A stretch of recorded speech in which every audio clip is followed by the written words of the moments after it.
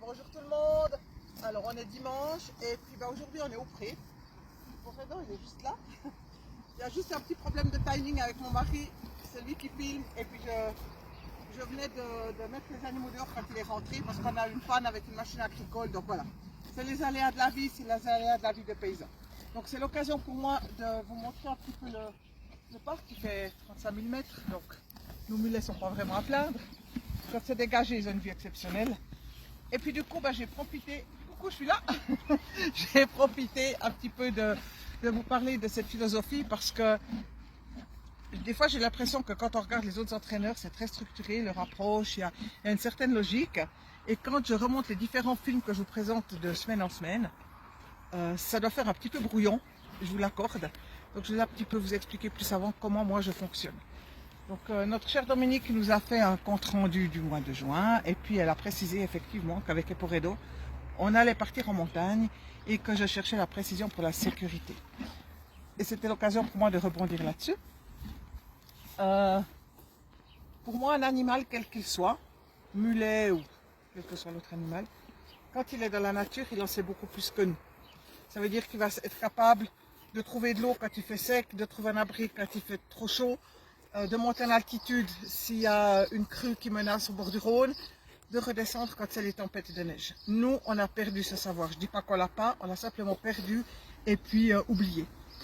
Par contre, quand on est dans des structures, par exemple, on traverse un village ou une ville, c'est clair que nos mulets, bonjour Eporedo, il arrive gentiment, nos mulets vont pas tout à fait savoir gérer à 40 tonnes qui arrivent, des feux rouges, des pertes de priorité, ou quelqu'un sur un chantier qui tourne sa palette vert, rouge pour passer ou s'arrêter.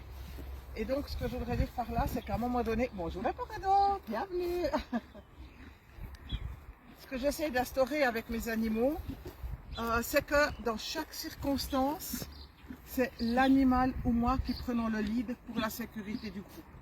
C'est instaurer une espèce de danse, une espèce de chorégraphie où par moment c'est l'animal qui va imposer les pas et je vais suivre parce que je sais qu'il a raison. Et puis sur un autre moment, c'est moi qui vais prendre la responsabilité et l'animal va me faire confiance parce qu'il sait que là, c'est moi qui est le gars de cause et qui n'est pas à confort dans tout ça. Ça demande beaucoup de temps, ça demande de travailler énormément sur le relationnel au départ, sur la confiance, sur l'amitié interespèce puisque finalement il y a eux, il y a moi, on n'est pas tout à fait de la même espèce, hein. Et en plus il y a le clivage proie-prédateur, donc qui rajoute encore une barrière. Il faut énormément travailler là-dessus, c'est non pas s'imposer, c'est accepter non pas l'échec mais la remise en question. C'est accepter que l'animal, par moment, nous arrache la corde ou coupe le contact avec nous quand on travaille en liberté. C'est pas prendre ça comme un défi technique, mais prendre ça comme un défi relationnel et comprendre pourquoi, à ce moment-là, il est parti. Un petit peu comme si vous buvez l'apéro avec votre meilleur pote, puis tout d'un coup, au milieu de la soirée, il se tire, il se casse, il tape la porte du bistrot, il se casse. Voilà, à savoir ce qu'on a traficoté pour qu'on en arrive là. Donc c'est vraiment là qu'il faut trouver ce lien. Et ça prend énormément de temps. Par contre, une fois que ça a été créé, il y a une espèce de fusion qui se met en place.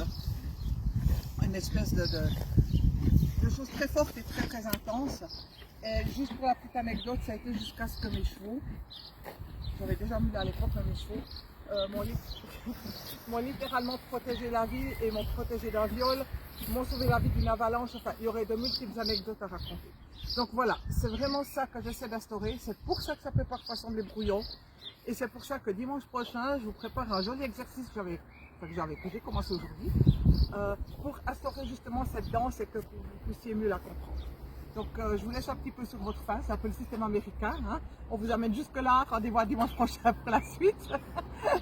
Et puis là vraiment on va retravailler et je vais vous montrer vraiment cette espèce de tu prends le lead, je prends le lead et on danse ensemble et on fait quelque chose de sympa.